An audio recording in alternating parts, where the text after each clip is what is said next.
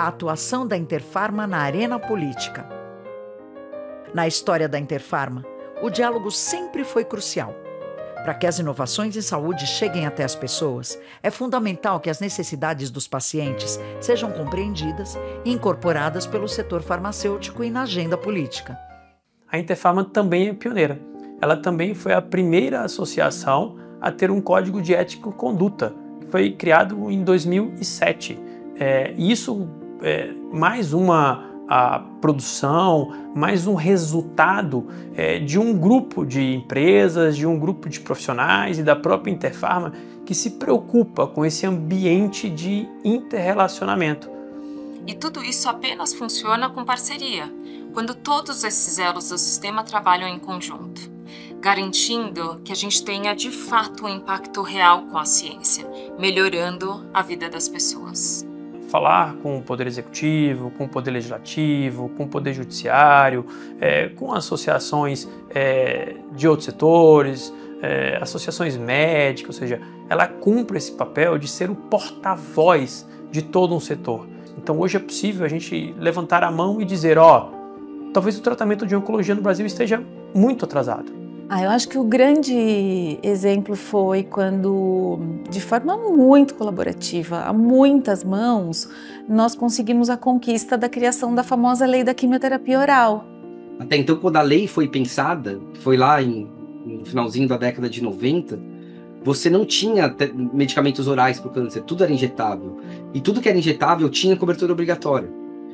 A tecnologia foi evoluindo, a lei, ela tinha ela foi criada no momento que não existia oral, então ninguém pensou em falar algo sobre oral ali, usado no ambiente domiciliar, e aí as pessoas acabaram nesse ínterim ficando sem acesso. A gente entendeu, inclusive por uma resposta da própria ANS, que isso era uma questão de lei, né? Que isso precisava ser alterada a uma lei. Então, essa foi a primeira lei, e um impacto muito grande, não só para os pacientes, clientes de plano de saúde, mas ela foi relevante para a indústria farmacêutica, na busca também de inovação. E a partir de então, o próprio processo de incorporação de tecnologias na saúde suplementar passou a contemplar a possibilidade das pessoas terem acesso a medicamentos orais. Esse foi um exemplo, eu gosto de citar esse exemplo, porque esse foi um exemplo prático e que teve uma mudança real na vida das pessoas. E aí, assim, com o envolvimento de muita gente, assim, de sociedade médica, muitas ONGs, tivemos aí um envolvimento muito grande da senadora Ana Amélia, que liderou com a gente esse processo. Tivemos recentemente uma alteração legal que trouxe melhorias importantes ao cenário de pesquisa clínica. No Brasil também, essa lei ainda precisa ser regulamentada, mas com certeza vai contribuir para promover ainda mais o ambiente do Brasil para a condução de pesquisas clínicas. A lei da pesquisa clínica foi um avanço extraordinário, porque coloca o Brasil no patamar dos países mais desenvolvidos em pesquisa clínica. Depois de quase 10 anos, a gente aprovou a lei de pesquisa clínica. Para setor que investe e para associadas da Interpharma que estão tão preocupadas em inovar, fazer pesquisa clínica no Brasil, ter um regulamento que claramente defina quais são as regras de uma pesquisa clínica, é dizer para essas associadas e para o mundo, venham ao Brasil, vamos qualificar esse ambiente de pesquisa e vamos trazer medicamentos também mais rápido para a população. Quando a gente fala de inovação, a pesquisa clínica ela é um dos pilares. O país, para ele avançar em inovação, ele precisa também avançar na pesquisa clínica. E o Brasil ele tem um potencial muito importante para a condução de pesquisas clínicas. Eu acho que nós temos uma oportunidade muito boa com a nova lei de pesquisa clínica, que vai tornar os processos regulatórios mais ágeis, mais rápidos. Olha, os maiores avanços que a gente teve no país, começando em 2017, pelas resoluções da Anvisa. Tivemos a resolução 204 e 205, que ela mudou todo o cenário de aprovação de medicamento para as doenças raras e também de aprovação da pesquisa. E isso praticamente multiplicou, né, a vinda de medicamento e de pesquisa no país. Então, a Anvisa ela priorizou o registro de medicamento quando se trata de medicamento órfão ou de doenças raras e também priorizou a aprovação rápida da pesquisa clínica em doenças raras também no nosso país. Então, o Ministério da Saúde, quando tem algum medicamento que seja importante para determinada política de saúde, ele pode sinalizar a Anvisa para que a Anvisa priorize aquele registro, e nós priorizamos também registros de medicamentos como os medicamentos para doenças raras, eles têm um registro priorizado. Os primeiros genéricos de determinado medicamento, eles têm uma análise priorizada. Priorização é um caminho também, não é a bala de prata, mas nos ajuda muito. Com um diálogo aberto e construtivo com legisladores, a Interfarma se dedica a garantir que políticas públicas sejam baseadas em evidências e focadas no bem-estar da sociedade. Nossa história é feita da história da Tainá.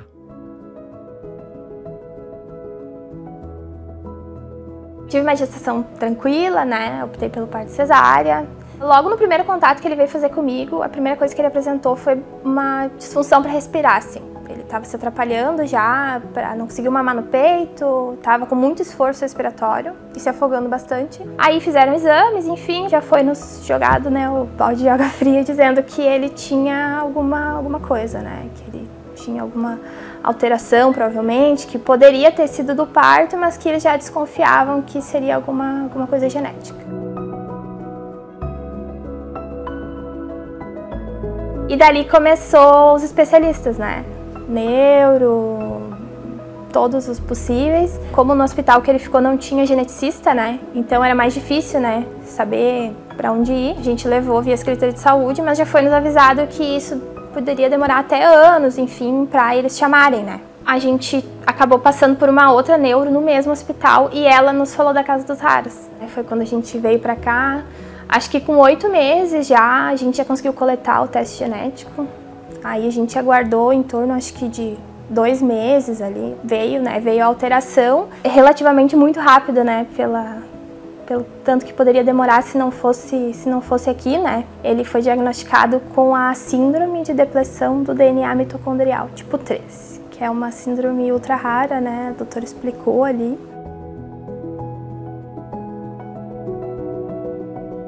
Aqui a gente foi, assim, muito acolhido, né? Então, desde que a gente começou aqui, assim, essa parte do tu não ter o diagnóstico e ficar que nem a gente ficou, né? A gente ficava como se tivessem jogado a gente no mar e a gente estava ali, né? A gente não sabia em qual especialista levar, o que fazer, quando fica doente, o que a gente faz, aonde a gente leva, para quem que a gente pergunta. A gente conseguiu graças à Casa dos Raros. Aqui na Casa dos Raros ele teve o acompanhamento multidisciplinar, né?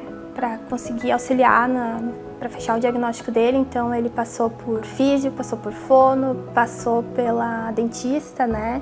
E passou pela parte genética, acompanha ainda com a Nutri, né? Para acompanhar a questão do ganho de peso. Então foi um atendimento completo, assim. Com assistência social também eu conversei. Foi uma esperança, né? Foi quando a gente veio aqui que... Porque mesmo sabendo que não tem tratamento, só da gente saber o que é, com certeza já ajuda, né? Assim, saber o que fazer, o que observar nele, o que a gente pode fazer a mais para ele, né? Para ele continuar melhorando.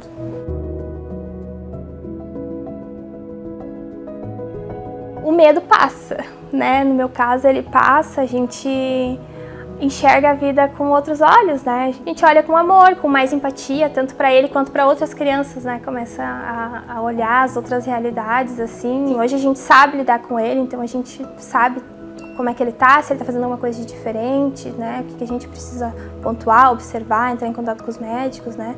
A gente segue o que a gente pode fazer, né, para ajudar ele, que é físio e fono, que é o que tem hoje de recurso, né? E aqui que foi nos dado os caminhos, né? Que eu quero que ele seja independente, né? Então, que ele consiga se alimentar sozinho, porque a gente não dura para sempre, né? Essa é a maior preocupação. A nossa meta é que ele consiga sentar sozinho, né? Então caminhar, ele vai caminhar no tempo dele, se for para ele caminhar, isso tudo é um processo, né? A gente já vê bastante avanço, né? De pesquisas, de tratamentos, enfim. Para dele ainda não tem, mas para muitas outras já tem, né? Então eu acredito que para os próximos Benícios que vão chegar vai ser 10 vezes melhor do que já foi para nós, né?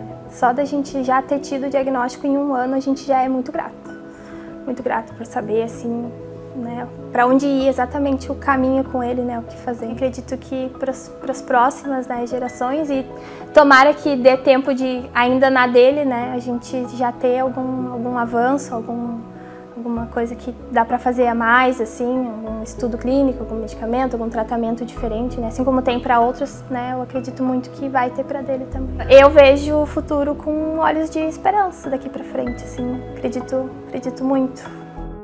Nossa história é feita de muitas histórias. Interfarma, 35 anos, um só futuro.